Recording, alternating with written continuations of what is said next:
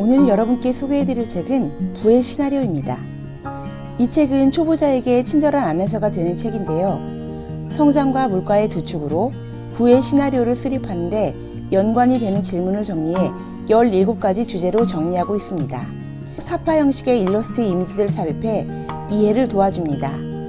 코로나19 이후의 세계 경제 상황, 우리나라의 대응, 예상 시나리오 등 흐름을 파악할 수 있고 금리와 환율에 대한 용어 정의부터 이에 따른 재정 정책을 쉽게 이해할 수 있습니다. 1장과 2장에서는 코로나19 이후의 각종 경기 부양책에 대해 설명하고 있고 3장에서는 디플레이션과 인플레이션에 대한 설명, 디플레이션 상황과 대응에 대해 이야기합니다. 4장은 성장과 물가가 만들어내는 4개의 시나리오에 대해 이야기하고 있습니다. 블로그로 금융 공부를 시작하는 법에 대해서도 안내하고 있습니다. 유튜브 친구들은 이 책을 어떻게 읽었을까요? 저자는 코로나 이후의 각종 경기 부양책이나 다양한 이야기들을 하고 있는데요. 이 책에서 가장 인상 깊었던 내용은 어떤 걸까요? 저는 뉴스에서 연준 중앙은행 많은 이야기가 나오는데 하는 일이 무엇인지 그것이 경제에 어떤 영향을 미치는지 자세한 설명과 그림으로 이렇게 표현한 점이 굉장히 인상적이었어요. 네, 사실은 이 책은 초보자들도 쉽게 접할 수 있도록 경제 용어를 잘 풀어서 설명하고 있어요. 그동안 방송에서 왜 연준 얘기를 많이 하지? 우리와 무슨 관계가 있지? 라고 생각을 할 수도 있는데 그 부분이 얼마나 우리 실생활에 영향이 깊은지 이야기를 해주고 있습니다. 저자는 블로그에서 금융 공부를 해야 되는데 어떻게 공부를 할지에 대해서 이야기를 하고 있거든요. 우리한테 금융 공부가 왜 필요할까요? 제 생각에는 평균 수명이 연장이 됐잖아요. 네. 우리가 경제 활동을 할 수 있는 나이는 한정이 되어 있고 늘어난 평균 수명만큼 최적의 안정된 생활을 하기 위해서는 경제 활동을 하는 동안에 좀 더 많은 부를 축적해야 되는 과제를 안고 있는 것 같아요. 그래서 이렇게 공부를 시작하지 않았나 생각을 합니다. 네, 하고 있는 거 맞죠? 시동만 걸고 있습니다. 네. 저는 오늘 아침 뉴스를 봤는데 우리나라 제1의 부자가 누군지 아세요? 누굴까요? 삼성 이재용 회장? 네. 전에는 그분도 순위를 달렸는데 그분은 2등을 했고요. 1위로 이렇게 올라간 분이 투자회사의 대표님이더라고요. 투자회사? 네, 그러면서 그걸 보면서 이 사모펀드를 운영하시는 분이었는데 이걸 보면서 우리가 열심히 일해서 벌어들이는 근로소득보다도 이 투자해서 벌어들이는 금융소득이 훨씬 더 우월하구나. 그러면서 나도 뭔가 이렇게 금융 공부를 해야 되지 않을까 이런 압박감 같은 걸 좀 느끼죠. 네, 그렇군요. 그러면 금융 공부를 여기서 저자는 첫 번째 관심을 많이 가지고 직접 투자를 해봐라. 네. 두 번째 많이 읽고 그걸 글로 표현해라. 네. 강의를 하면 더 좋다. 네. 세 번째 가상의 멘토를 만들어라. 네. 네 번째 나만의 데이터를 축적해라. 이런 이야기들을 하고 있어요. 네. 지금 어떻게 금융 공부를 하고 있나요? 또는 어떻게 할 계획인가요?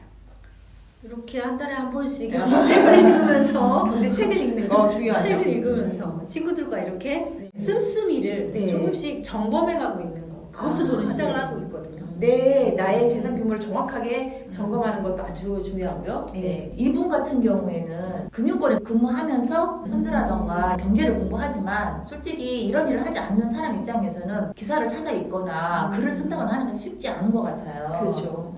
그럼에도 불구하고 이 세상이 경제 없이 돌아갈 수 없으니까 경제 이야기가 참 많이 나와요. 저 같은 경우는 경제 뉴스를 항상 아침마다 보거든요. 제가 보는 건 아닌데 이제 가족 중에 한 분이 보니까 이렇게 책을 읽으면서 이렇게 나오는 용어들이 있더라고요. 네. 근데 이 책을 읽으면서 연준이라든가 중앙은행이라든가 고금리, 환율 이런 것들을 이렇게 이해하게 되니까 뉴스가 훨씬 잘 들려요. 네. 그래서 저는 당분간은 경제 용어에 대해서 이렇게 새로운 게 나오면은 흘려보내지 않고 좀 깊게 이해할 수 있도록 찾아보는 노력을 주의를 기울여야겠다는 생각이 들어요. 네, 여러분들도 저희들하고 같이 유튜브를 시청하시면서 책을 같이 읽으시고 또는 이런 필요한 용어들을 좀 자기 나름대로 정리하는 게 중요하지 않을까 이런 생각이 들고요. 저도 이제 지금 제가 뒤늦게 경제 공부를 시작을 하면서 월급쟁이 부자들 오디오 클립을 듣고 있는데 출근을 하면서나 아니면 걷기를 할 때 주로 들어요. 중요한 거는 듣는 걸로 끝이지 않고 내 걸로 정리를 해야 된다. 정리를 다시 했을 때 내게 되는 거고, 이 저자는 2004년부터 하루도 빠짐없이 계속해서 그 날마다 변화되고 있는 상황을 쭉 이렇게 블로그라든지 페이스북을 통해서 올렸다고 하거든요. 그런 식으로 어떤 형태든지 간에 그 흐름을 알 수 있는 나만의 데이터를 축적하는 거가 굉장히 중요한 것 같아요. 맞아요. 지금부터도 늦지 않습니다. 네, 오늘이 가장 빠른 날입니다, 여러분. 오늘부터 시작하면 좋을 것 같고요. 사실 투자가 굉장히 어렵게 느껴지죠. 저도 마찬가지고. 네. 그래서 뭔가를 지금 시작하기에는 좀 두려움이 있어요. 저 같은 경우는 종잣돈 모으기 프로젝트를 시작을 하려고 하거든요. 이게 저는 만보걷기를 하고 있는데 건강을 위해서 테크도 같이 결합해서 하고 있어요. 앱테크. 네, 일단은 토스 앱으로 하루에 기본 150원. 어저께는 제가 920원을 모았어요. 예, 요즘에는 그 토스 앱에서 이제 만보를 걷고 주요 지점을 가면은 140원을 받을 수 있는데, 그거 말고도 친구들한테 그거 뭐 이렇게 보내기라든지 또 같이 만났을 때 토스를 키면 10원씩 올라가고 이런 거가 우리도 해봅시다. 네, 그게 상당히 쏠쏠하더라고요. 그래서 제가 어제 확인해 보니까 지금까지 토스 앱으로 모은 돈이 65,000원이에요. 우리 은행에서 나온 데일리 워킹 적금이 있어요.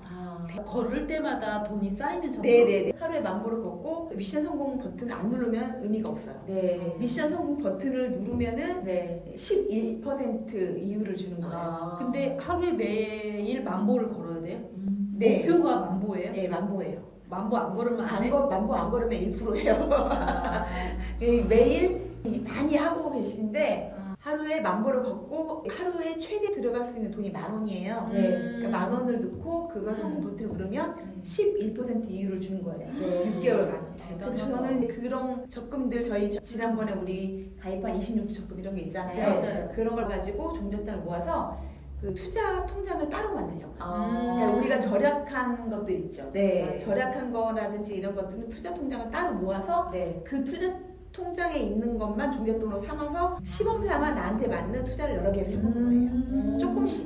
의미 있다. 의미가 있죠. 그래서 네. 그러면 내가 절약한 돈으로 이거는 별도의 종잣돈을 만들어서 그걸로 투자를 해서 해볼 수 있다. 연습을 하는 거지. 투자 연습을 해서 나한테 좀 적당한 투자가 무엇인지를 알아보는 거예요. 아하. 투자 통장 만들기가 다음 달 저희 목표입니다.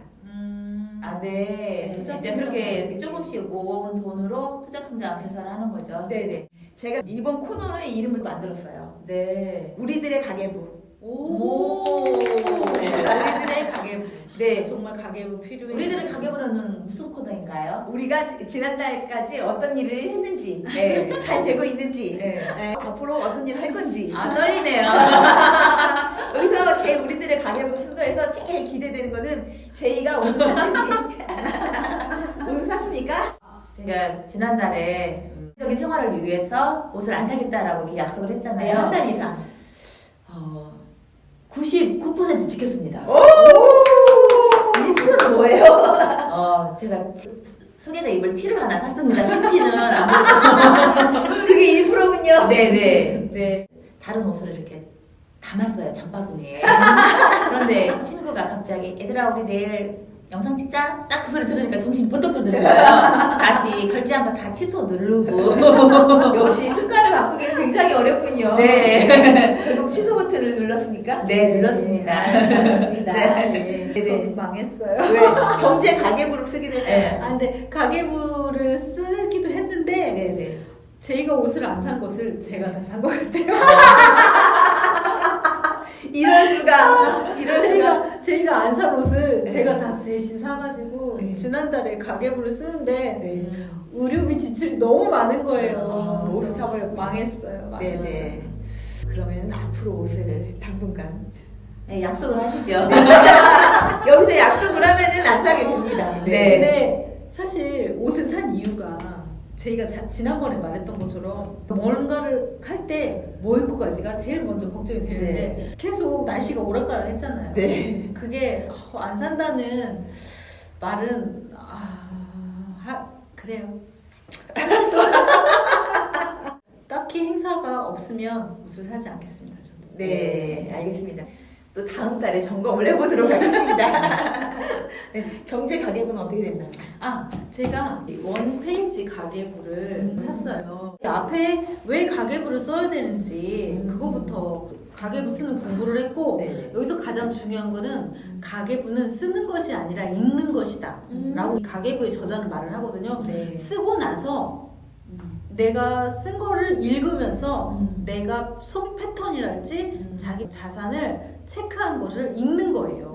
그게 중요하다. 네. 쓰는 것보다 읽는 게 중요하다라고 얘기를 하거든요. 지금 계속 쓰고 있는데 네. 아직 좀 적응이 안 돼서 그런지 네. 잘 안 되고 있거든요. 다음 달까지 네, 네. 계속 꾸준히 쓰는 거를 네, 제이는 다음 달 목표는 무엇인가요? 알뜰 요금제를 알려줬는데 못했어요. 네. 이번 달 요금을 보니까 62,000원이 나왔더라고요. 네, 네. 얼마 나오셨어요? 네, 저는 그 전에는 5만 원이 나왔는데 이번 달에 17,000원이 나왔습니다. 저는 1순위로 네. 알뜰 요금제로 바꾸는 것을 하겠습니다. 보통 사람들은 그걸 귀찮아서 못해요. 예. 왜냐면 그게 몇 개월간만 6,600원이고 또 그 다시 다음에는 넘어가고. 조금 더 비싸지는 거거든요. 젊은 친구 중에서 우리 아들같이 알뜰한 사람들은 몇 달 하고 더 좋은 걸 찾아서 갈아타고 또 갈아타고 이렇게 가는 거예요. 부지런해야 되네. 그렇죠. 그래서 부지런해야 지금 우리 아들이 블로그 체험단하고 알뜰 요금제 전도사예요.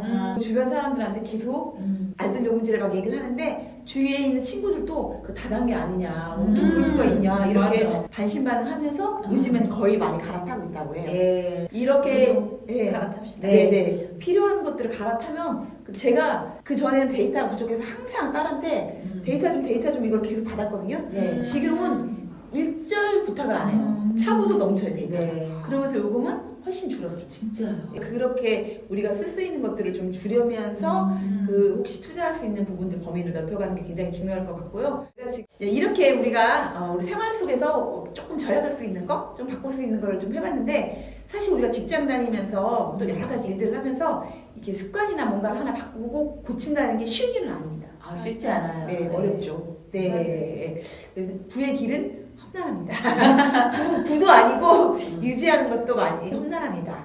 네, 그렇지만 우리가 올해 목표를 또 알뜰하게 이렇게 한번 가보자라고 했으니까 네. 같이 한번 파이팅하면서 나가봤으면 네. 더 좋겠습니다. 이번 달도 굉장히 행사도 많고 바쁜 일도 맞아요. 많죠. 네, 네. 이번 달이 피크인 것 같아요. 예. 네, 그러긴 하지만 더 알뜰하면서도 주변 사람을 잘 챙길 수 있도록 우리가 지혜를 좀 모아봤으면 좋겠습니다. 네, 그러면 여러분 다음 주 이 시간에 다시 만나요.